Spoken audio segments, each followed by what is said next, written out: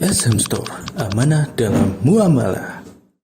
Lil fala hadiyalah.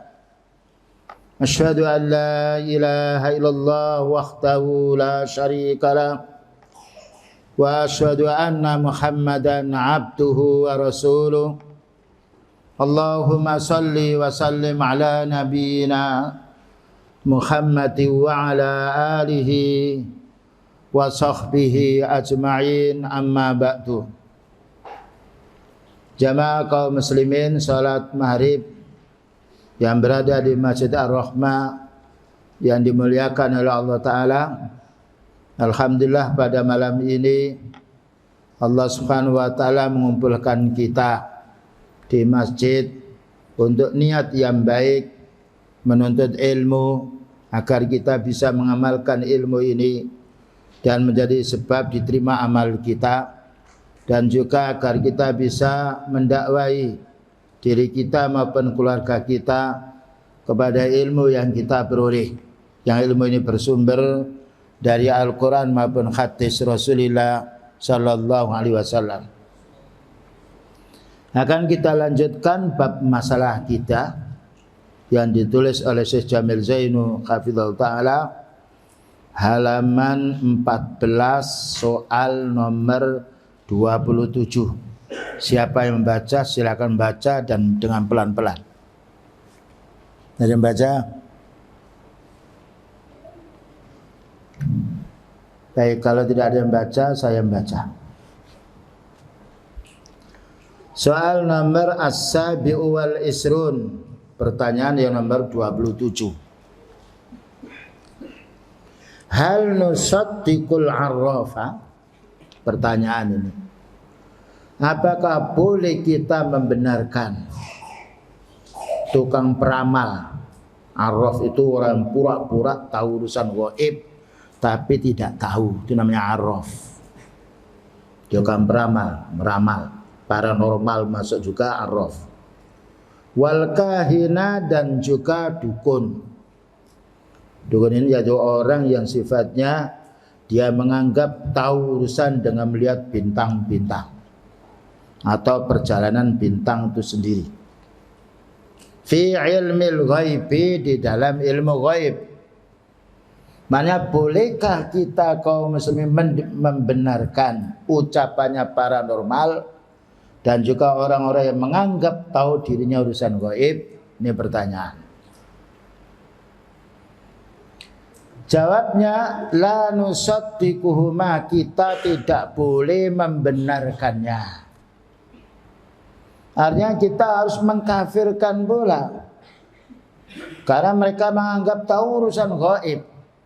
Sedangkan yang tahu urusan gaib siapa? Allah. Mana urusan gaib itu yang tidak bisa dijangkau dengan pemikiran orang. Itu urusan gaib. Artinya hanya yang mengetahui Allah Ta'ala. Bahkan nabinya tidak tahu kecuali apabila Allah yang beritahu. Ini perkara gaib. Tapi kalau ada sesuatu yang bisa dijangkau oleh manusia, walaupun itu dikatakan gaib, sesuatu yang samar, tidak dinamakan gaib. Nah, gaib itu yang tidak bisa ditempuh oleh pikiran manusia. Nah, jadi kita kaum muslimin tidak boleh mendengarkan kalau ada tukang peramal, ada lagi yang yaitu ketika meramal orang dilihat, nah ini doretnya berapa, tidak boleh, ini dusta semuanya. Itu ilmu syaitan yang harus kita jauhi.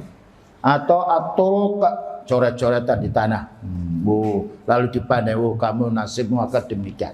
Ini semuanya dusta. Itu ilmunya syaitan yang diwaswasi oleh syaitan, tidak boleh. Nah, jadi dalam masalah urusan gaib yang tahu hanya Allah, kita tidak boleh meramalnya. Meramal cuaca pun tidak boleh, karena urusan gaib. Kalau kita sudah jelas sekarang mendung, tidak mengapa. Kalau besok di hari ini akan datang hujan, tidak bisa, karena yang tahu dan yang menurunkan hujan adalah Allah. Ya, ini perlunya kita paham. Atau orang itu menjebak di rahim si uminya ini, ini anaknya laki-laki, sedangkan dia tidak tahu, tidak boleh. Kalau sudah lahir boleh. Ya ini kalau kemungkinan ini insya Allah anaknya ini perempuan atau laki-laki boleh kalimat insya Allah jika Allah menghendaki. Insya Allah ini ya insya Allah ini laki-laki tidak mengapa karena ada insya Allah jika Allah menghendaki. Tapi kalau ini pasti laki-laki pasti ini perempuan tidak boleh karena itu urusan gaib. Dan berapa banyak yakni para bidan menjebak ini anak laki-laki ternyata perempuan yang lahir. Ya. Ini perkara yang sifatnya gaib, tidak boleh kita jangkau dengan pikiran kita. Kita serahkan kepada Allah. Mana dalilnya? Surat An-Naml nomor 65. Qul la ya'lamu man fis samawati wal ardil ghaiba illallah. Nah, katakan wahai Nabi, beliau diperintah oleh Allah Ta'ala untuk memberitahu umatnya. La ya'lamu, tidak ada yang tahu. Man fis sama'i, penduduk yang di langit. Siapa penduduk langit itu? Malaikat. Dan juga makhluk yang lain yang kita tidak tahu. Wal ardi, dan juga penduduk di bumi al-ghaiba, perkara yang gaib, illallah, kecuali Allah. Nabi pun tidak tahu urusan gaib kecuali apabila Allah memberitahu. Ada memberitahu itu tidak semuanya. Nah ini yang harus kita pahami. Barang siapa yang mengaku tahu urusan gaib, kafir. Sudah cukup. Karena Allah membatasi qul la ya'lamu man fis samawati wal ardil ghaiba illallah. Ya, jelas. Katakan wahai Nabi, tidak ada yang tahu penduduk yang di langit maupun di bumi urusan gaib kecuali Allah. Jadi yang tahu urusan gaib hanya Allah. Nabi, malaikat, karena man fis samawat umum. Man siapa saja di langit, malaikat kah atau jinnya atau nabinya, semuanya tidak tahu kecuali yang tahu gaib Allah. Dan ini harus kita fahami, ya. Surat An-Naml ayat nomor 65. Jadi orang mengaku tahu urusan gaib berarti menolak ayat ini. Menolak ayat jatuh kepada kekufuran. Mati tidak boleh disolati kecuali kalau dia tobat. Kemudian juga hadis Nabi SAW tadi dari ayatnya, sekarang hadis Nabi. Man ata arrafan au kahinan fasaddaqahu bima yaqulu faqad kafara bima unzila ala Muhammadin sallallahu alaihi wasallam. Hadis ini sahih, diriwayatkan oleh Imam Ahmad. Man, barang siapa ata yang datang kepada siapa? Arrafan, tukang peramal, atau yang dinamakan ini yakni paranormal. Ya, tukang peramal, meramal dia. Ya, meramal, oh ini nanti besok akan datang ini. Berapa banyak orang yang meramal di YouTube yang lainnya, hari kiamat kurang sekian bulan, sekian tahun, meramal semuanya. Kahinan, atau orang yang mengaku tahu urusan gaib, yaitu pedukunan. Dukun bukan dukun beranak, tapi dukun yang ilmu, yaitu ilmu nujum, mempelajari ilmu nujum. Fasaddaqahu, lalu orang itu membenarkan apa yang diucapkan oleh tukang peramal, ya. Banyak di pasar atau yang lainnya, tukang sulap yang lain itu pendusta semuanya, tidak boleh kita menyaksikannya. Lalu dia membenarkan bima yaqulu, apa yang dikatakan arraf, tukang beramal itu, atau kahinan, apa hukumannya? Faqad kafara bima unzila ala Muhammadin sallallahu alaihi wasallam. Berarti dia telah jatuh kufur terhadap apa yang Allah turunkan kepada Nabi Muhammad sallallahu alaihi wasallam. Apa yang dimaksudkan yang diturunkan kepada Nabi ini? Al-Quran. Mana ayatnya? Yaitu tadi atas. Qul la ya'lamu man fis samawati wal ardil ghaiba illallah. Ya. Jadi makna dia telah mengingkari, mengkufuri surat 6 ayat nomor 65. Karena Allah mengatakan tidak ada yang tahu urusan gaib kecuali Allah. Berarti siapa yang ngaku tahu urusan gaib, berarti dia telah melangkai Allah, menolak, melanggar ayat Allah, jatuh kepada kekufuran. Dan kufur ini lebih bahaya daripada orang mencuri, daripada orang berbuat zina dia. Nah, karena dia mengaku tahu urusan gaib. Ini jangan sampai kita sering beramal. Ya, kalau kita mungkin ini, oh dengan adanya mendung mungkin hujan, boleh kalimat mungkin, bisa jadi boleh tidak. Tapi ini pasti tidak boleh. Kecuali kalau kepastian itu kita sudah tahu hujan itu turun, ini hujan. Tidak. Oh, semuanya orang tahu kalau sudah itu menunjukkan kepastian. Nah, ini yang pertama. Ya, jadi kita jangan sampai terbujuk oleh orang-orang tukang peramal. Wah, nanti kalau rumahmu berhadapan dengan serumah ini akan celaka, itu peramal. Ya. Nanti kalau namamu itu lebih daripada 9 huruf, nanti akan bertengkar. Ini sebenarnya peramal. Tidak ada hubungannya nama, tidak ada hubungannya huruf, tidak ada hubungannya rumah berhadapan-hadapan yang lainnya. Banyak acara kejawen yang menyimpang syar'i. Nah, ini akidah yang harus kita pahami supaya kita menjadi orang yang bertauhid dan diterima tauhid kita. Kemudian soal as-saminatu wal isrun, pertanyaan yang nomor 28. Hal ya'lamul ghaiba akhatun? Apakah tahu perkara yang gaib ini salah seorang? Akhatun ini siapa yang dimaksud akhatun? Salah. Siapa yang dimaksud akhatun? Makhluk. Apakah tahu urusan gaib salah seorang pun? Tidak dan tahu. Jadi akhatun maknanya selain Allah. Nabi tidak tahu urusan gaib. Malaikat tidak tahu urusan gaib.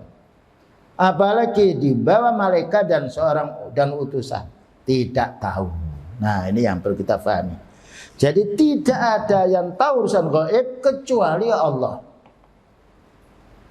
Atau orang yang diberitahu oleh Allah Ta'ala, seperti siapa? Utusan Allah. Nah, atau malaikat Jibril mendapatkan wahyu, itu namanya utusan. Utusan itu ada kalanya di atas yaitu malaikat, ada utusan di bumi yaitu para utusan. Artinya tahunya malaikat dan utusan itu bukan tahu dengan sendirinya, tapi tahu ada penghabaran dari Allah. Nah, jadi kesimpulannya tidak ada satu pun yang tahu urusan gaib kecuali Allah. Kecuali apabila Allah memberitahu urusan sebagian gaibnya kepada hambanya. Tapi hamba ini maknanya malaikat dan juga utusan Allah. Sedangkan kita tidak diberitahu. Beliau pun tidak tahu kapan meninggalnya dan tidak tahu kapan ada musibah. Seandainya beliau tahu kena musibah, tidak mungkin beliau akan kena luka di kepalanya dilempari oleh orang kafir perang Uhud. Dan tentunya beliau akan terhindar dari giginya yang pecah sebab dilempari oleh orang kafir. Jadi beliau sendiri tidak tahu urusan gaib. Oleh karena itu ketika beliau utusan paling utama tidak tahu urusan gaib, kecuali Allah Ta'ala memberitahu, maka yang selainnya lebih layak tidak tahu urusan gaib. Ya, ini yang perlu kita pahami. Nah, jawabnya la ya'lamul ghaiba akhatun.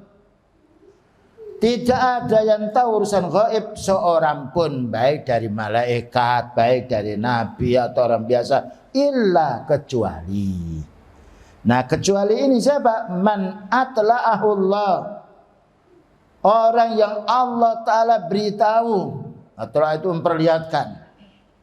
Yang Allah Ta'ala beritahu minar rusuli dari utusannya. Utusan ini berapa jumlahnya? Secara global 2. Utusan dari atasan malaikat, utusan dari yaitu bumi yang berupa nabi atau rasul. Nah, ya. Malaikat karena la ya'suna ma amara, malaikat Jibril diutus untuk mengirim wahyu kepada nabi. Demikian juga seorang nabi diutus untuk menyampaikan wahyu kepada umatnya. Hanya itu.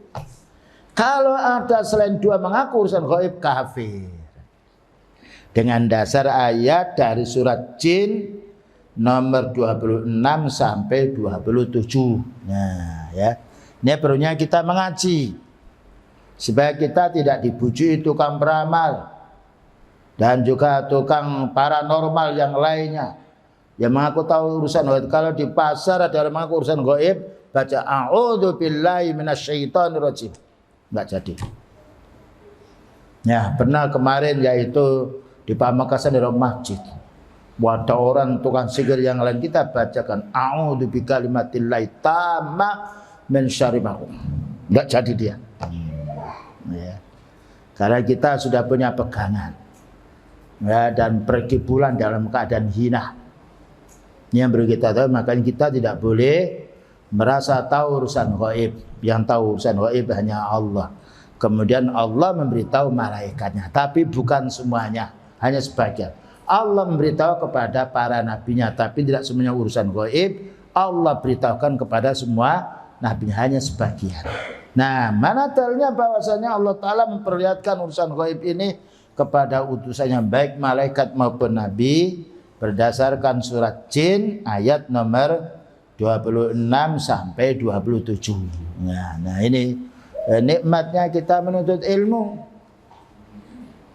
Maka Allah berfirman, alimul ghaibi fala yudhiru ala ghaibihi ahada illa man irtada mir rasul. Alimul ghaibi, hanya Allah Ta'ala yang tahu urusan ghaib. Alim itu isim fa'il, yang tahu urusan ghaib. Nah, ini Allah. Fala yudhiru, maka Allah Ta'ala tidak menampakkan. Nah, duhur itu nampak, makanya sholat duhur nampak jelas.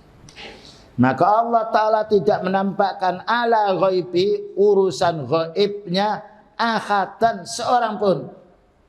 Tidak ada makhluk yang mendapatkan pemberitahuan dari Allah Ta'ala dari urusan gaib illa kecuali. Jadi yang namanya kecuali ini sedikit. Manir tada, orang yang diridhoi. Nah, kecuali orang diridhoi min rasulin min rasulin illa manir tada min rasul. Kecuali Allah meridhoi utusannya. Utusan ini seorang nabi, termasuk Nabi Muhammad SAW, Nabi Musa dan juga yang lainnya. Tapi tidak semua urusan gaib Allah Ta'ala kabarkan kepada nabinya, cuma sebagian kecil. Nah, kenapa Allah Ta'ala membekali urusan gaib pada para anbiya sebagai bukti mukjizat untuk melawan orang-orang yang ingkar. Makanya banyak kita jumpai berita-berita dari beliau, nanti akan akhir zaman umat pecah belah menjadi berapa? 73. Betul. Nah, itu pemberitahuan dari Allah, bukan ramalan Nabi. Pemberitahuan dari Allah Ta'ala, nanti umatmu akan berpecah belah menjadi 73. Yang benar berapa? 1. Ma ana alaihil yauma wa ashabi, yang mengikuti sunnahku dan sunnah sahabatku. Nah, seperti itu. Itu termasuk perkara yang gaib. Tapi kok tahu beliau? Karena dapat wahyu. Ya. Tapi ketika beliau perang, seandainya tahu beliau itu perang kena kepalanya dan berdarah dilempar oleh yang kafir, tentunya beliau akan bersiasat atau tidaklah ikut perang itu. Tapi karena tidak tahu urusan gaib, ternyata pula berdarah kepalanya. Dan juga giginya pecah karena dilempari oleh orang kafir. Nah, inilah yang perlu kita pahami.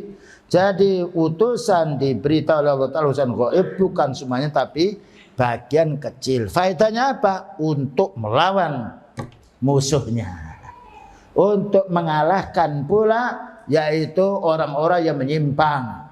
Makanya sebagian atau para utusan Allah diantaranya dibekali oleh Allah Ta'ala dari ilmu wahyu dan juga tahu sebagian urusan gaib. Tapi urusan gaibnya itu tidak bisa berulang, tidak diajarkan kepada para sahabatnya. Karena tidak bisa urusan gaib diajar, tidak bisa, itu merupakan minnah, karunia dari Allah Ta'ala kepada nabinya. Sedangkan kita tidak tahu urusan gaib. Kalau seandainya kita tahu urusan gaib, tidak mungkin kita akan sakit. Tidak mungkin kita akan kena kecelakaan. Tidak mungkin kita akan rugi. Kalau sudah tahu rugi, tidak mungkin kita akan dagang. Nah, inilah yang harus kita pahami. Yang tahu urusan gaib Allah. Siapakah makhluk yang diberi hak untuk tahu urusan gaib? Utusannya, yaitu dari malaikat maupun rasul yang di permukaan bumi, namun sebagian kecil. Nah ya, dengan dasar ayat tadi, yang maha tahu urusan gaibnya Allah, maka Allah tidak menampakkan urusan gaibnya kepada siapapun kecuali utusan yang Allah ridhai. Illa man irtada min rasul. Adapun kenyataan bahwa beliau itu tidak tahu urusan gaib ada di dalam surat Al-A'raf ayat nomor 188. Coba dicari dulu yang punya HP atau yang punya yaitu Quran.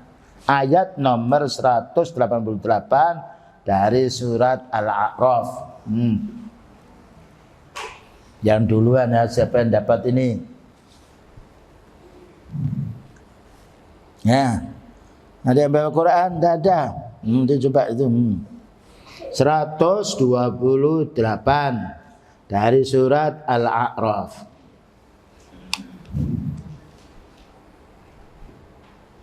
Ya, cepet-cepetan. Nah ini perlunya kita mencarinya. Kalau dengan HP lebih mudah. Klik. Ya.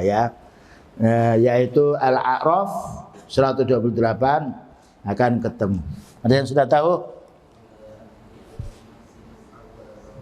Diulang lagi. Qul la amliku nafsi illa naf'a wa la dharra illa ma syaa Allah. Surat Al-A'raf. Berapa ayatnya? 188. Betul itu tadi. Jadi ada yang lain yang lebih jelas lagi. Aina walau kuntu a'lamul ghaiba lastaksartu minal khairi wa ma massani yasu. Nah, ini perlunya kita mengaji. Surat Al-A'raf 188. Walau kuntu, seandainya saya itu Nabi sallallahu alaihi wasallam. A'lamul ghaiba, seandainya saya itu tahu urusan gaib, lastaksartu, sungguh aku akan memperbanyak minal khairi, kebaikan-kebaikan. Tentu saya tidak akan kena musibah. Ya. Wa ma massani yasu, dan tidak mungkin aku akan kena musibah. Tidak mungkin aku akan kena kecelakaan karena tahu urusan gaib. Berarti beliau tidak tahu urusan gaib. Bagaimana dibawanya derajatnya beliau, ya. Walau kuntu a'lamul ghaiba lastaksartu minal ghaib wa lastaksartu minal khairi wa ma massani yasu. Surat Al-A'raf 188. Dan masih banyak lagi ayat yang menjelaskan beliau tidak tahu urusan gaib. Nah, ini sudah jelas. Ya, Allah Ta'ala menjelaskan tentang kepribadian beliau. Wa qala sallallahu alaihi wasallam, dan bersabda Rasulullah sallallahu alaihi wasallam, la ya'lamul ghaiba illallahu. Tidak ada yang tahu urusan gaib kecuali Allah. La ya'lamul ghaiba illallah. Nah, ini pegangan kita. Siapa yang mengatakan tahu urusan gaib, bantah dengan ayat ini. Atau kita, ini apa yang saya genggam ini? Tidak tahu dia. Dan baca dulu, ta'awud dulu. Supaya setan itu tidak melihat kita. Ta'awud dulu. Ya, dan banyak para peramal yang dia tidak tahu, mengaku tahu. Jadi perlu kita fahami. Nah ya, jadi inilah perlu. Dan ada faedahnya. Kita tidak tahu urusan gaib ini supaya siap siaga. Dan siap berhati-hati kita.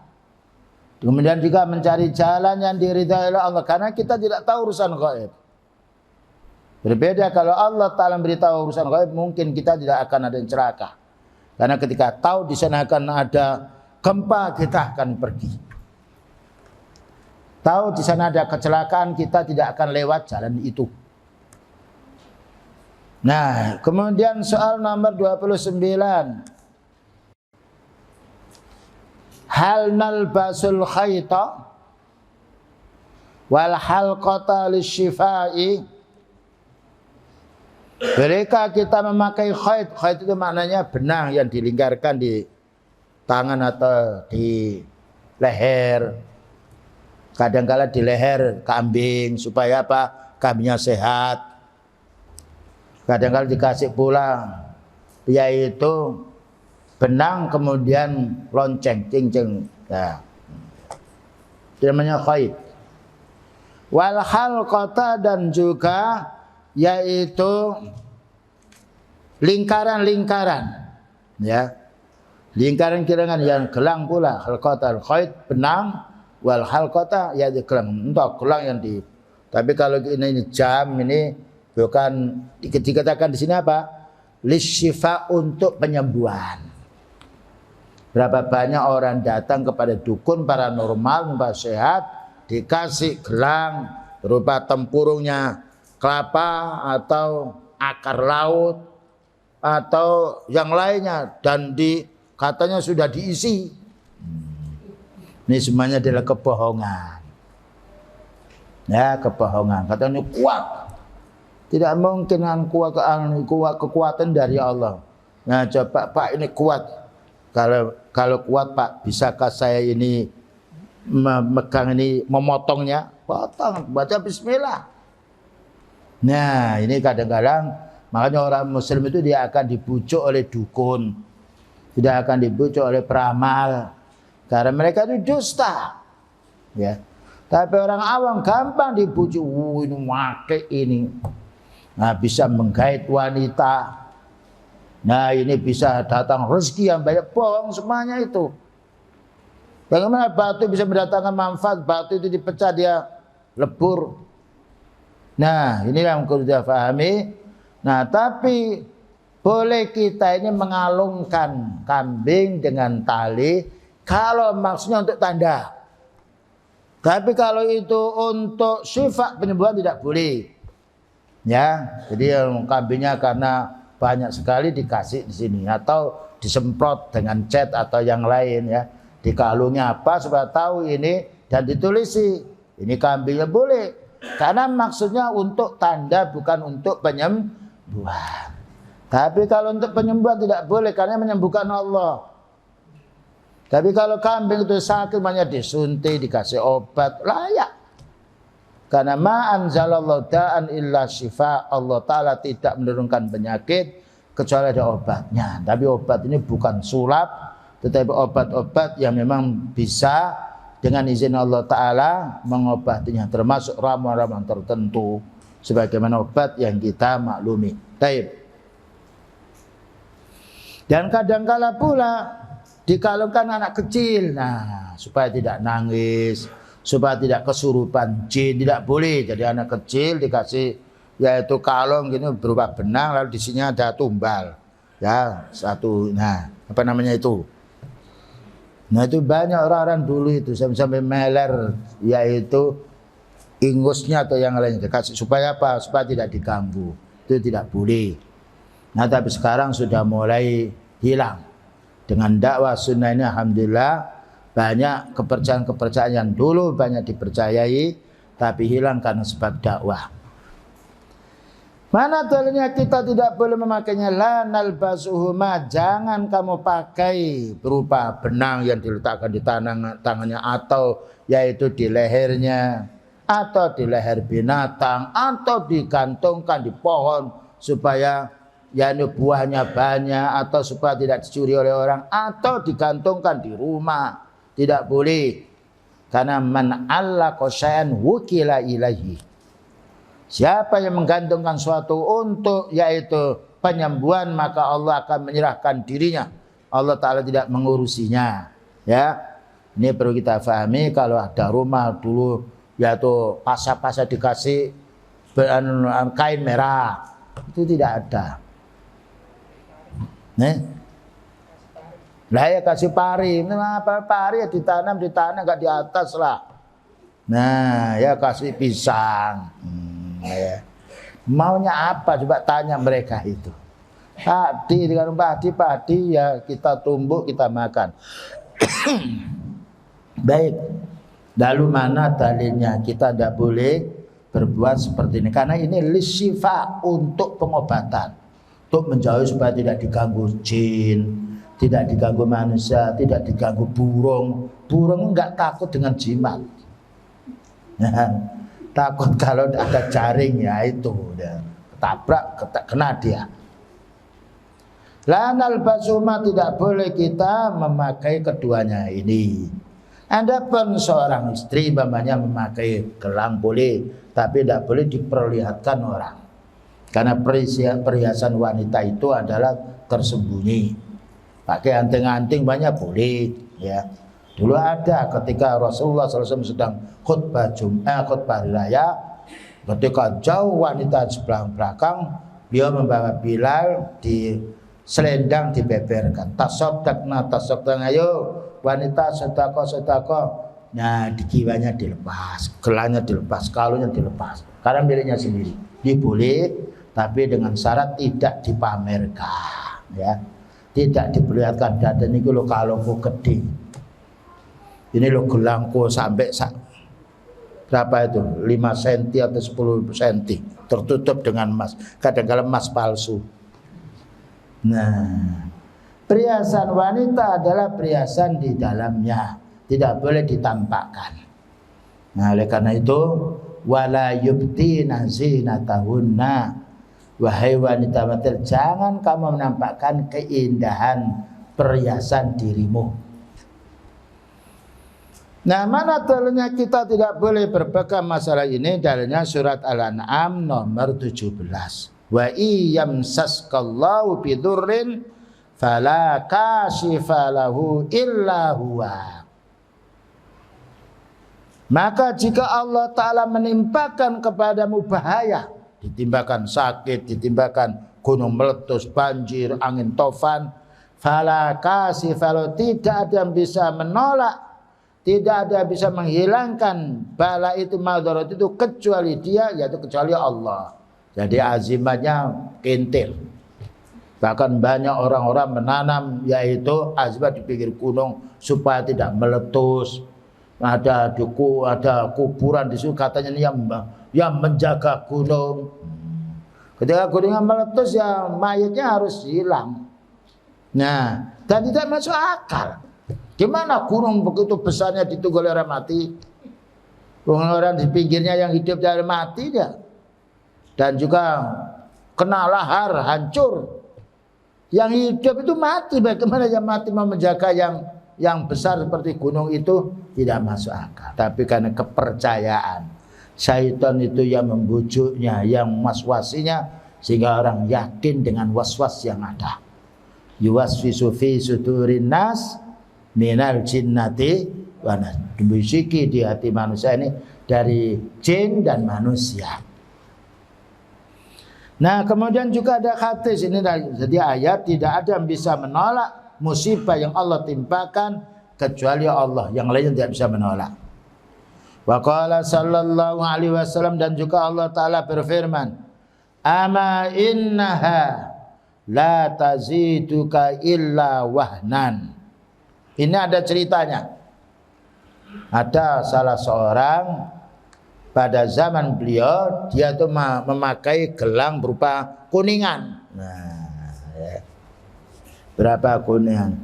Kemudian ditanya, mahadzal wahina, untuk apa gelang kuningan ini? Wahai Nabi, untuk menolak bala.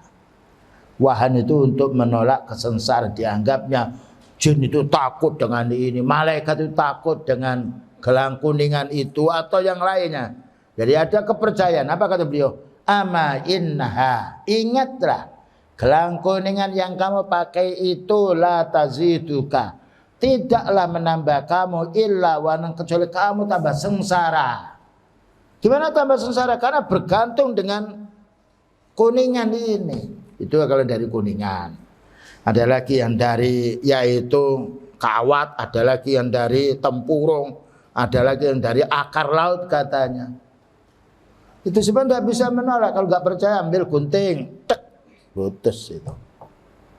Baca apapun putus, bismillah. Ternyata itu ya, yang menang orangnya, bukan ininya yang menang. Nah, tapi karena orang tuh yakin, nah, diberitahu orang seperti itu walaupun tidak terbukti masih diyakini. Nah, inilah semuanya kita ini supaya bersih hati kita, ketergantungan kita hanya pada Allah. Allahus Samad, hanya Allah yang kita tuju, ya. Jadi kalau ada tumbal-tumbal di rumah, azimat-azimat yang pernah dipasang, kalau kita tahu, ambil, baca a'udzu billahi minasyaitonir rajim, dibakar, selesai. Sebab nanti jin itu tidak ke situ. Kalau sudah tidak ada, dia pergi. Nah, ini perlunya kita mengontrol rumah-rumah kita. Mungkin orang tua kita dulu tidak tahu. Malam-malam kok ada gelodakan, dicari tidak ada. Ada suara lagi. Ya. Ada api yang jatuh. Itu bisa juga karena ada tumbal-tumbal yang ada. Tapi kalau kita bersihkan sudah tidak lagi, mereka akan menginap di situ. Nah, ini perlunya kita ya suatu saat ada suara atau yang lainnya. Bangun, cari. Ya, dan juga tidak usah takut kan baca a'udzu bi kalimatillahi tamma min syarri ma khalaq. Selesai. Nah, apa katanya beliau? In bidha angka, cabut itu gelang kuninganmu itu. Kenapa disuruh cabut? Fa inna kalau mitta, kalau kamu mati masih ada ketergantungan ini bisa menolak bala, ma aflahta abadah, kamu tidak akan selamat selamanya, kamu tidak akan beruntung selamanya. Nah, ini bahayanya orang menggantungkan sesuatu di tubuhnya dengan kepercayaan bisa menolak bala. Yang bisa menolak bala hanya Allah. Makanya kita berlindung kepada a'udzu billahi minasyaitonir rajim. Aku berlindung kepada Allah Ta'ala dari godaan syaitan. Baik syaitan itu kan ada setan dari manusia, setan dari jin, minal jinnati wan nas. Yuwaswisu fi sudurin nas minal jinnati, syaitan jin, dan juga ada syaitan manusia. Nah, ini perlu kita pahami, ini pelajaran yang jarang ada di dalam pelajaran-pelajaran umum atau pelajaran di sekolah. Kecuali pondok-pondok yang sifatnya memperhatikan tauhid. Baik, kita lanjutkan. Hal nu'alliku hal tu'allakul kharzatu wal wada'atu wa nahwa. Hal apakah tu'allaku boleh digantungkan? Al-kharzat itu semacam tulang mungkin, yaitu ya gigi gerahamnya sapi atau binatang yang lain, atau kadangkala diletakkan di sininya. Ya. Wal wada'atu dan azimat, kadangkala diletakkan di mobilnya supaya tidak ditubruk. Diletakkan sepeda bagian belakang joknya. Nah, ini perlu bahkan juga kadang-kadang ditulis di belakang mobil azimat. Ya, itu tidak bisa menolak apa-apa. Kalau sudah kena tubruk, ya ketubruk mobil itu. Nah, ini keyakinan orang jahiliyah.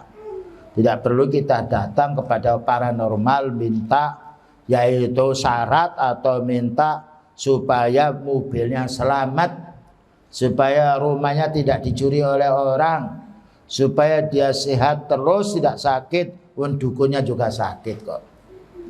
Nah, ya. Sakit itu sakit, pergi ke rumah sakit. Bagaimana kita minta pada orang sakit? Minta kepada yang tidak sakit siapa? Allah. Nah, inilah baru kita paham. Ini masih banyak merambat di masyarakat. Kalau kita tidak belajar, ya tidak tahu. Padahal ini puncaknya kesyirikan, karena bergantung kepada selain Allah. Padahal kita harus bergantung pada Allahus Samad, Allah Al-Muhtaj. Itu surat Al-Ikhlas. Qul huwallahu ahad, Allahus Samad. Allah yang kita tuju semuanya kebutuhan kita. Nah, ya, mana dalilnya? La nu'allikuha. Kita tidak boleh menggantungkan azimat atau tulang atau kertas-kertas yang ditulis Qul huwallahu ahad, yaitu terbalik, atau surat Fatihah terbalik. Tidak boleh. Ya, kita menulis untuk kita baca, bukan kita simpannya. Minal aini, untuk menjaga dari gangguan jin. Nah, ain itu dari gangguan jin. Ini juga tidak boleh. Berlindung kita pada Allah dari jin, banyak sekali ayat. Baca ayat kursi, ya. Baca sebelum kita tidur, baca pula itu ayat kursi, dan juga baca pula qul huwallahu ahad, qul a'udzu birabbil falaq, qul a'udzu birabbin nas, diusapkan ke semua kepala di tubuh kita. Nah, ini cara untuk membentengi diri.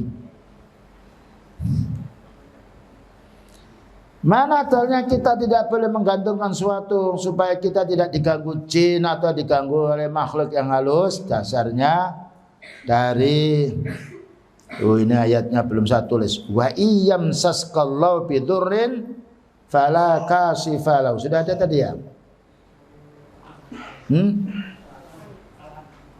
Al-An'am, nah. Al-An'am surat ayat berapa itu? Tadi sudah ada. Ayat 17. Nah.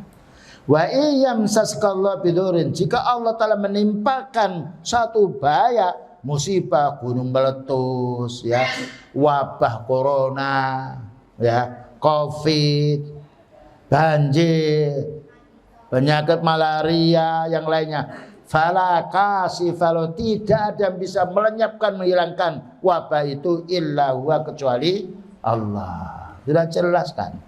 Makanya ada sesuatu kita mohon kepada Allah, mohon kesembuhan kepada Allah. Allahumma shfini, ya Allah sembuhkan aku.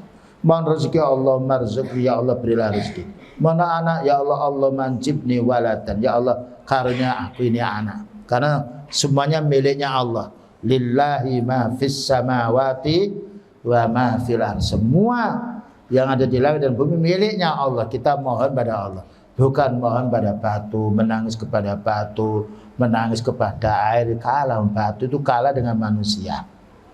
Nah, kenapa? Karena batu bisa dipukul oleh manusia. Taib, nah. Wa qala sallallahu alaihi wasallam, dan juga Rasulullah SAW bersabda, man allaqa tamimatan, barang siapa menggantungkan azimat. Azimat itu adalah kertas yang ditulisi entah surat Al-Ikhlas dengan terbalik, atau Fatihah dengan terbalik, atau hu la la la mi, enggak ada artinya. Nah, nanti ditutup. Wah. Nah, jinnya membantu. Kalau memang dia itu minta kepada jin, tapi itu kalau Allah menghendaki. Kalau Allah Ta'ala tidak menghendaki, tidak akan wujud. Barang siapa yang hatinya menggantungkan sesuatu azimat, wah, kalau saya punya ini, kaya saya. Ya. Kalau mobilku ini sudah membeli azimat dari seorang kiai atau seorang ustadz, selamat. Nah, ini namanya menggantungkan sesuatu kepada benda. Padahal benda itu kalau kita lawan, kalah benda itu. Ya, kalau tidak percaya, azimat bakar, terbakar azimat itu. Faqad asroka, maka sungguh dia telah berbuat syirik. Nah, ya, dan syirik ini memang dosa besar. Karena apa? Kita harus bergantung kepada Allah. Apa yang kita butuhkan mohon kepada Allah, tapi mereka mohon kepada batu, mohon kepada azimat. Ini tidak boleh. At-tamimatu, makna tamimah adalah al-wada'atu, yaitu sesuatu azimat tu'allaku, yang digantungkan minal aini, dikhawatirkan ada gangguan jin dan juga gangguan makhluk yang halus. Baik, kita dengarkan adzan dulu. Nah.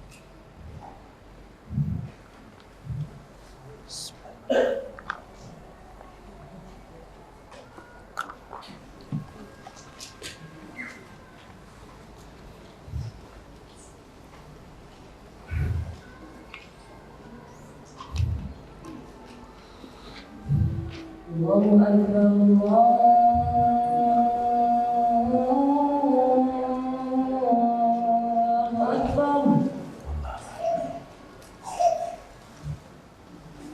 Allahu Akbar, Allahu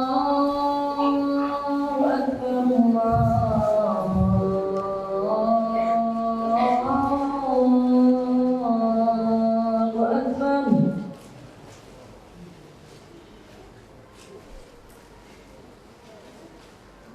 Asyhadu an la ilaha illallah.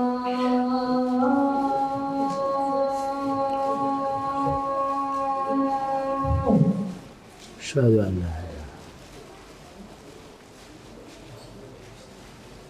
Asyhadu an la ilaha illallah.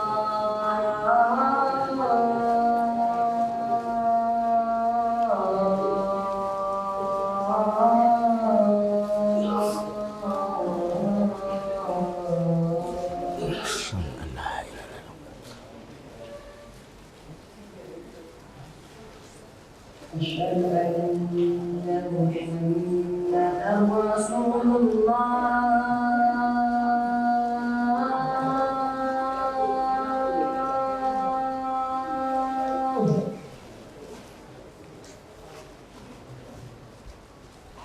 أشهد أن محمدا رسول الله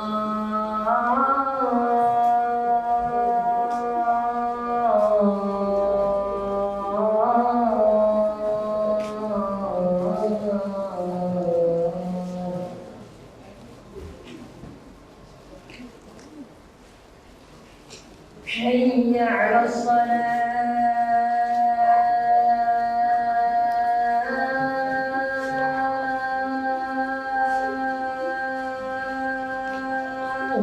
La haula wala quwwata illa billah. حي على الصلاة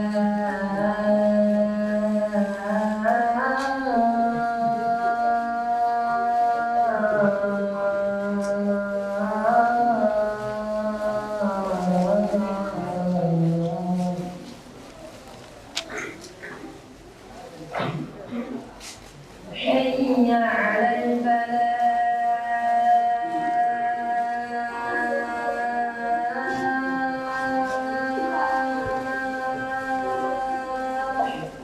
La haula wala quwwata illa billah.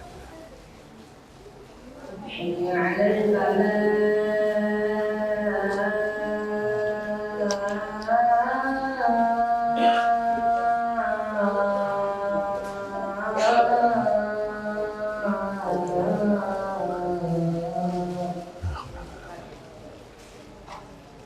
الله أكبر الله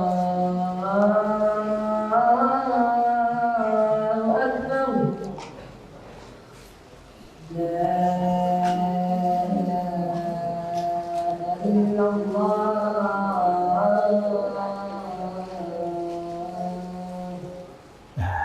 Allahumma rabbana da'wati tayyibah was salatul qa'imah wa Muhammadin rasulullah.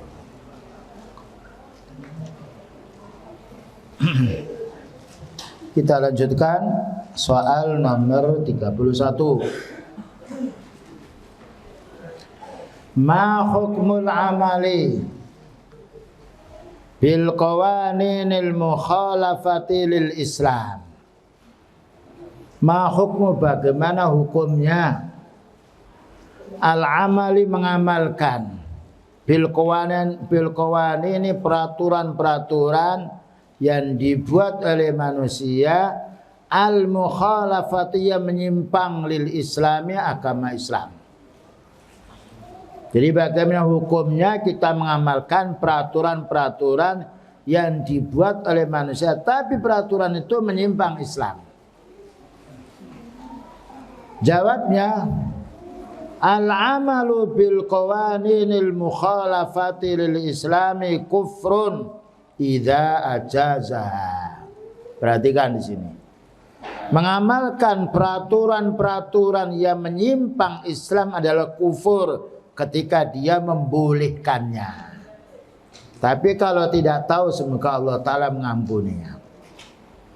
Au i'taqada salahiyataha, atau meyakini baiknya. Wah, ini peraturan paling baik daripada peraturan Islam, kufur. Karena peraturan paling baik adalah peraturannya Allah. Nah, ini yang harus kita pahami. Dengan dasar ayat. Qala ta'ala wa man lam yahkum bima anzalallah faulaika humul kafirun. Ada lagi faulaika humul dzalimun. Ada lagi faulaika humul fasikun. Dari surat Al-Maidah. Wa man, dan barang siapa lam yahkum, tidak berhukum bima anzalallah, dengan apa yang Allah turunkan, faulaika humul kafirun, maka mereka itu adalah kufur. Kufur di sini ada dua macam, ada kufur duna kufrin, kufur kecil. Ada kufur yang mengeluarkan dari agama Islam. Peraturan dibuat manusia itu ada dua macam. Jika peraturan itu urusan dunia, seperti peraturannya orang, yaitu madrasah, Peraturan barang siapa yang tidak masuk sekian hari maka dikeluarkan, itu boleh. Karena itu masalihul mursalah. Tidak ada larangan dari Allah Ta'ala dan tidak ada perintah dari Allah. Itu namanya masalihul mursalah. Jadi itu diberi hak oleh orang yang punya wewenang untuk membuat peraturan. Makanya di sekolah, peraturan kalau ini merahnya 5 maka tidak naik kelas. Tidak mengapa, karena tidak ada urusan berhubungan dengan urusannya Allah. Tidak ada hubungan dengan agamanya Allah. Itu namanya urusan dunia. Atau peraturan maka kita kalau di Indonesia mengendarai kendaraan harus lewat jalan kiri, tidak mengapa. Tapi kalau di Saudi harus lewat jalan kanan, di timur tengah kanan, supirnya di kiri. Nah, sekarang supir kita setirnya di kanan, kita harus jalan kiri. Itu urusan dunia, tidak mengapa. Nah, dan itu artinya tidak ada larangan, tidak ada perintah, artinya boleh. Tapi kalau urusan keyakinan dan beribadah, maka harus ada dalil. Ya, berita rumah, bagaimana rumah ini menghadap kemana saja boleh, karena urusan dunia. Ya, yang jelas kita tidak menyamai yaitu orang-orang kafir. Kalau menyamai tidak boleh, karena man tasabba biqaumin fahuwa minhum. Barang siapa yang menyerupai orang kafir itu adalah termasuk mereka, menyerupai akidahnya. Tapi kalau kita membeli barangnya orang kafir boleh. Ya, juga mengambil pegawai dari orang Yahudi boleh. Bukankah beliau mengambil yaitu petunjuk jalan dari kota Mekah menuju ke Madinah pada orang Yahudi? Dan jual beli orang kafir orang muslim boleh, asal tidak ada unsur penipuan. Ini muamalah. Tapi urusan akidah tidak boleh, karena akidah ini sudah dijelaskan di dalam Al-Quran. Urusan ibadah tidak boleh kecuali ada hukum.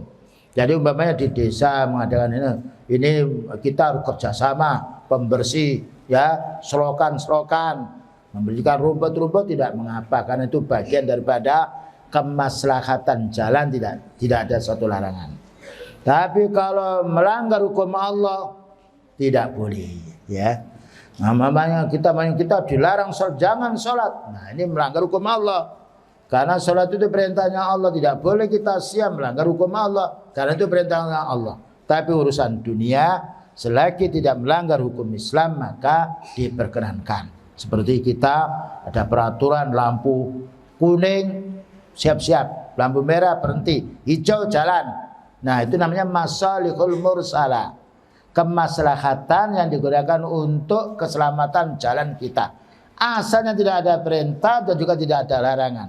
Nah, itu dibolehkan untuk kita. Nah, itu hal-hal ini yang harus kita pahami. Seperti sekolah klasikal. Ya, ini kalau kita campur mulai kecil sampai dewasa maka tidak tahu. Maka ada sekolah TK, kan taman kanak-kanak, ada ibtidaiyah, dan juga ada mutawasito, ada sanawiyah, ada yaitu jamiah perguruan tinggi, boleh. Karena itu hanya teknik, ya. Dan kalau seandainya kita yang kecil yang besar seperti pengajian ini, sama ada yang tidak paham, ada yang paham. Nah, maka supaya ada kesamaan tingkatan pikiran anak, kita buat kelas ini. Dan itu tidak ada perselisihan dari kalangan para ulama sunnah. Seperti di beberapa negara Islam juga, yaitu mengadakan imtihan, boleh. Ini naik kelas, ini tidak naik kelas, dengan istihad dari kepala sekolahnya tidak mengapa. Karena itu al-muslimuna inda surutihim. Orang Islam itu tergantung dengan persyaratan mereka.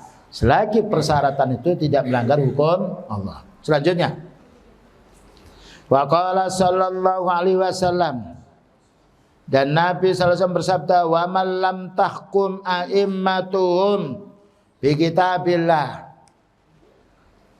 dan apabila tidak berhukum imam-imam mereka dengan kitab Allah, wa yatakhayyaru, dan mereka tidak menganggap baik mimma anzalallahu, tidak menganggap baik Al-Quran, tidak menganggap baik hadis, illa ja'alallahu ba'sahum bainahum, melainkan Allah akan menimpakan rasa ketakutan di antara mereka.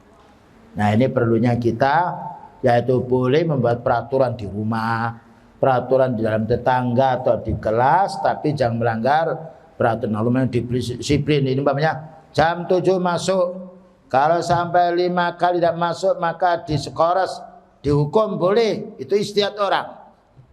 Karena tidak disebutkan dalam Al-Quran, tidak disebutkan dalam hadis, itu ijtihad kita, boleh. Ya, umpamanya yaitu lulusan ini harus nilainya sekian, 90 ke atas.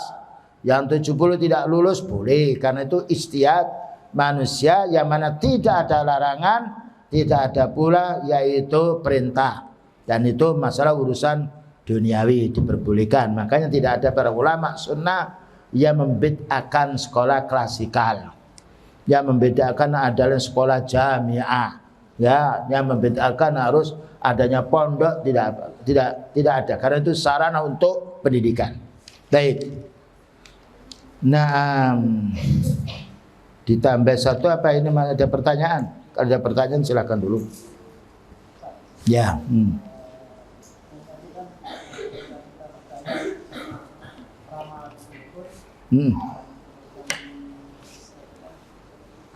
Iya, kalau dia sudah tahu hukumnya.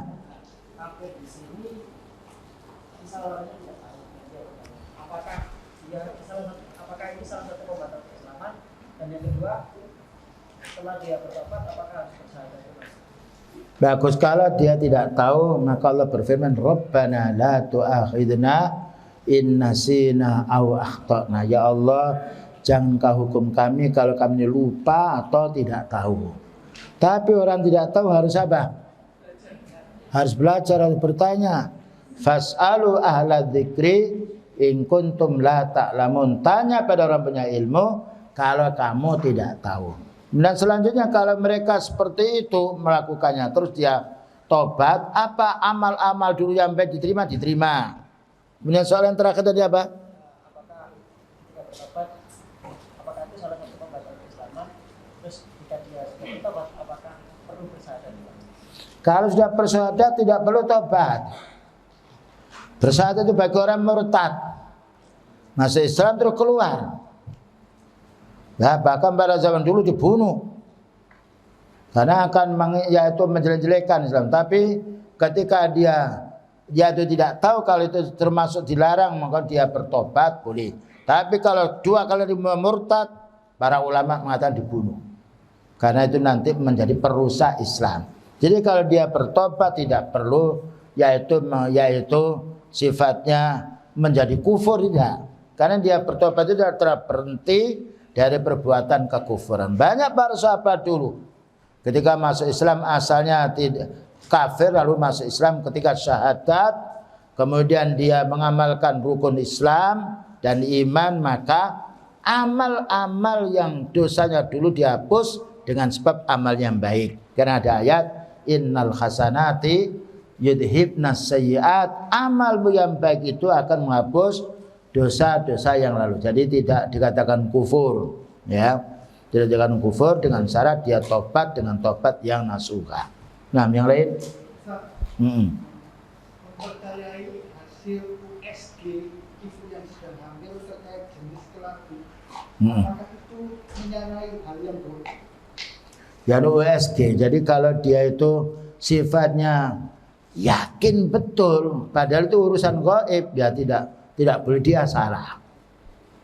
Tapi kalau dia ini memang tidak tahu atau memang teka-teki, jadi ini kalau begini insya Allah demikian, kalimat insya Allah boleh. Karena dulu saya punya anak di USG ini, Pak, nanti ini cucunya perempuan, ternyata laki-laki. 2 gitu ini cucu perempuan, ya, laki-laki semua. Saya punya cucu tuh 6 itu laki-laki semuanya. Nah, jadi itu kalau mengatakan insya Allah tidak mengapa, ya. Kecuali kalau memang sudah difoto jelas dan dia tahu kelaminnya, ya tidak apa-apa. Tapi rata-rata tidak tahu. Jadi kita kalau mengatakan itu kalau perkiraan ini insya Allah. Atau seorang apa itu dukun beranak, iki anak itu lanang, bang. Kalau demikian itu dia ada perkiraan bukan keyakinan, kira-kira tidak mengapa. Nah, namanya perkiraan. Mungkin ini ada hujan kalau mendung, tidak mengapa. Tapi kalau memastikan tidak boleh, karena urusan gaib yang tahu hanya Allah. Cuma perlu difahami ya, kita tidak bisa meyakini apa yang dikatakan oleh seorang. Bahkan sering ini nanti lahir kurang 2 hari, ternyata 15 hari belum lahir. Saya punya anak terakhir itu udah gitu. Ini katanya 15 hari sudah, pokoknya sudah macam-macam lah. Doa saja kepada Allah. Nah, 15 hari belum lahir. Katanya apa, kurang 7 hari lagi, belum lahir lagi. Sudahlah, kamu mohon pada Allah. Ternyata lahir bukan waktu yang ditentukan oleh bidannya. Karena itu termasuk urusan gaib. La ya'lamuha illallah. Wa ya'nu wala tadri bi ayyi ardin tamut.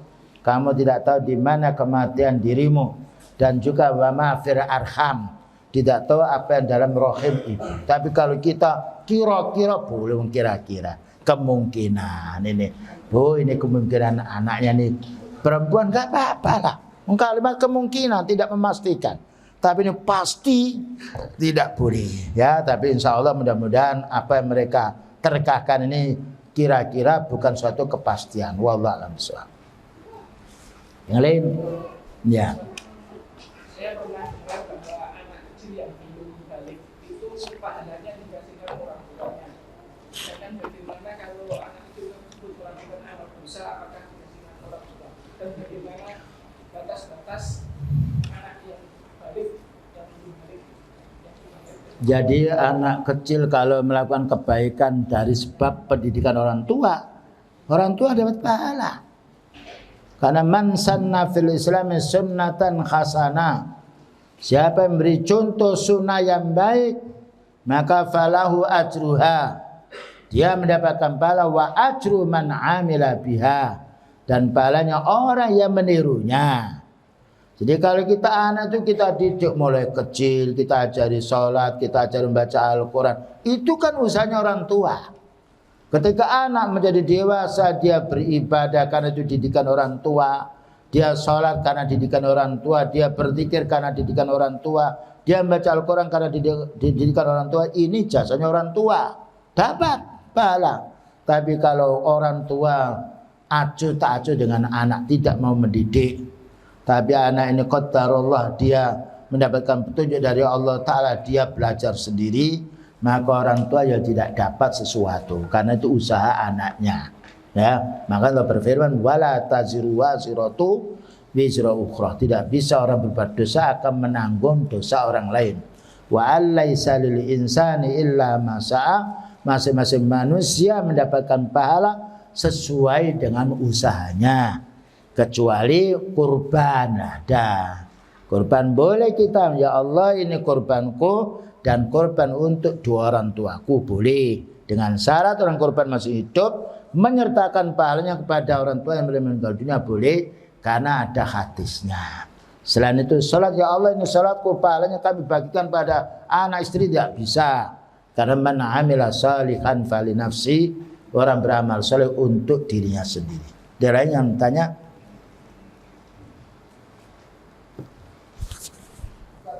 Ya.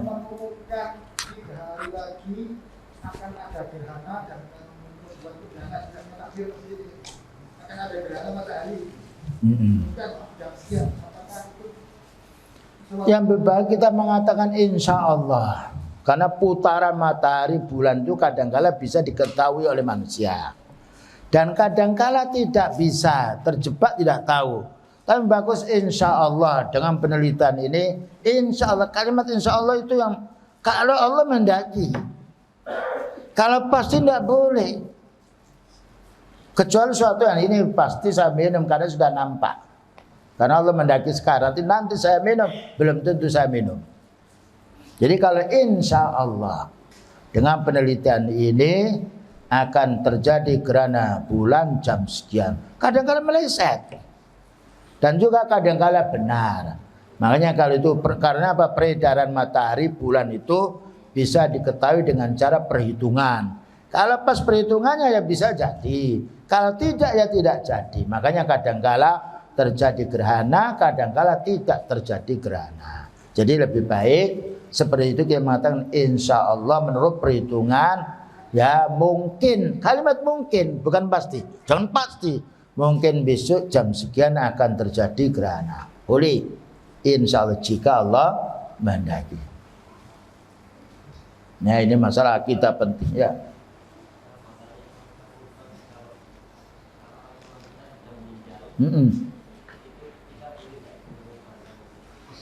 Boleh apa?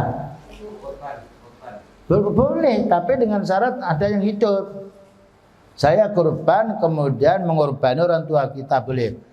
Allahumma hadza minni wa min abi wa ummi boleh. Ya Allah ini kurbanku dan kurban bapak ibuku. Tapi kalau kurban untuk orang mati saja tidak ada dalil. Atau kurban untuk orang mati sebelumnya dia sudah mau kurban. Kurang 15 hari kurban. Sudah di kilo sapi. Ya ini sapi untuk saya dan untuk keluarga semuanya. Atau ini kambing untuk ayahmu, jangan kamu jual. Sudah dibeli. Ternyata 5 hari sudah meninggal dunia. Yang meninggal siapa? Bapaknya. Maka langsungkan kurbannya. Karena itu sudah ada niat nadarnya. Tapi kalau sebelumnya tidak ada nadar, tidak ada niat, maka amal itu putus setelah meninggal dunia. Tapi kalau dia masih hidup, kemudian ada niat dan sudah disediakan duitnya, harus dilaksanakan, kan itu wasiat. Itu wasiat sebelum dia meninggal dunia.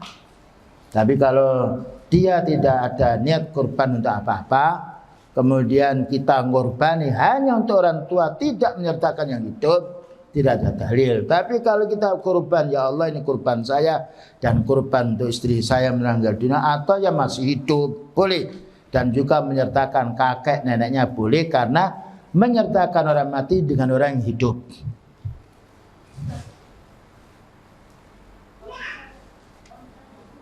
Yang keras. Gimana nggak dengar saya? Dengar ya. Nah ini maju di sini lah. Ya, terus maju lagi bagus mentanya ya.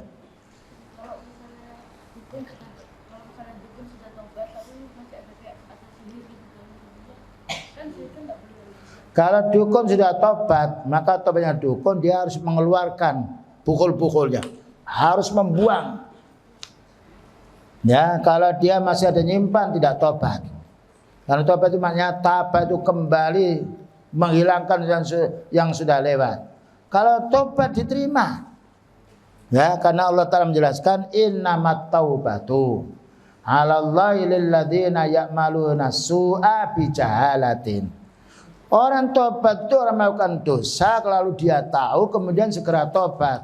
Faulaika yatubullahu alaihim. Ini orang yang diterima tobatnya. Tapi dia sekarang tobat, besok mengulangi lagi. Ya, kemudian tobat mengulangi lagi tidak boleh. Karena tobat itu kembali dari dosanya, dia kapok, tidak mengulangi lagi. Namanya tobat itu roja'ah, kembali dari semula, tidak mengulangi lagi. Itu yang diterima tobatnya. Jadi kalau tobatnya seorang dukun, maka dia harus betul-betul membersihkan dirinya. Hubungan dengan jin harus dilepaskan semuanya. Ya, dan juga ada mantra-mantra yang lain harus dibakar. Biasanya juga ada perlawanan. Maka tidak mengapa. Kalau ada perlawanan mungkin dia tidak kuat atau kena kesurupan, maka perlu hendaknya diruqyah oleh orang-orang yang ahli sunnah. Biar badannya yang nempel jin panas itu pergi atau mati di dalam tubuhnya. Yaitu untuk tobatnya, yaitu paranormal. Tapi jarang banyak kita jumpai. Yang sudah langsung ke ranking. Tapi kalau Allah Ta'ala mendaki, bisa juga tobat. Wallahu a'lam bishawab. Innamat taubatu malam yughargir. Tobat itu selagi belum sekarat maut. Tapi kalau sudah sekarat maut tidak diterima. Wallahu a'lam. Baik, saya rasa cukup. Wa sallallahu ala nabiyyina Muhammadin wa ala alihi wa sahbihi wasallam. Subhanakallahumma bihamdika asyhadu an la ilaha illa anta astaghfiruka wa atubu ilaik. Walhamdulillahirabbil alamin. Wassalamualaikum warahmatullahi wabarakatuh.